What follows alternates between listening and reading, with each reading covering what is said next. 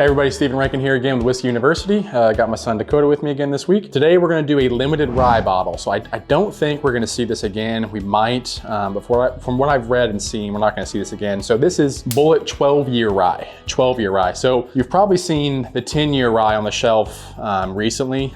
This 12-year came out last year, and it was, gosh, it was on the shelf for 4 or 5 months. But they sold out pretty quick because this was a pretty big deal when it came out. So the Bulleit 12-year rye, it is a 92 proof. It is 12 years old, obviously, but on the press release, they said they're including some barrels that are up to 17 years old. So there's going to be a little bit of up to 17-year-old mixed in there.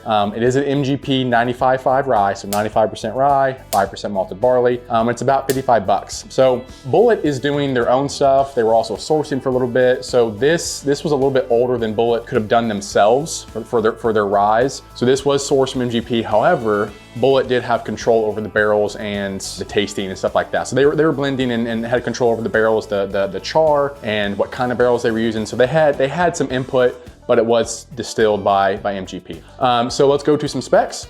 All right, so on the color, I'm getting kind of like a dark brass, on there, right? So viscosity, a little bit of, it's a little bit there. So I'd probably say like medium thick. It's not too fast, not too slow. So pretty good thickness there. What I really want to get to is the nose and the palate. So the nose on this is just great, right? So I've had this bottle for a while. I've had it a few times. I've always enjoyed it, but this time was just absolutely amazing. So on the nose, this is kind of specific to me. I don't know if you guys have ever experienced this. Like, I get cold spring grass. So if you think like, everything's kind of blooming, but it's really not warm yet. You're kind of sitting outside on a picnic blanket. The grass is like kind of cold and dark green, vibrant. Like that's kind of what I smell with that. It's like a soft citrus. It's very gentle spice. And then it goes to almost like after you take a sip and you really take a long draw, it's like a cream cheese frosting.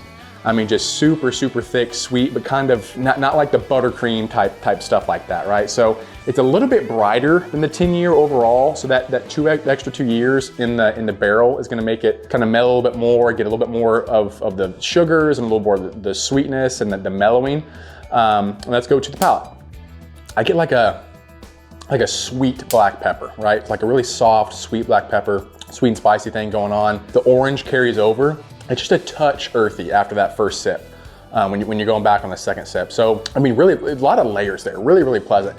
Mouthfeel, pretty oily, very easy little pricks on the tongue, just very pleasant. And the finish, just an easy warmth, slowly fills the chest. Guys, this is such a layered, complex, but also just plain good hitter whiskey, right? This is a great rye. And I don't know if there's gonna be very many 12 years out there anymore, but the 10 years is gonna be pretty similar. But for the 12-year, I'm gonna give this an 86. I've never given it that high of a ranking before. Usually I've been in the high 70s, low 80s with this, but I'm gonna give this an 86. This is a great bottle. If you have this, let us know what you think, and we'll see you in the next video. Bye.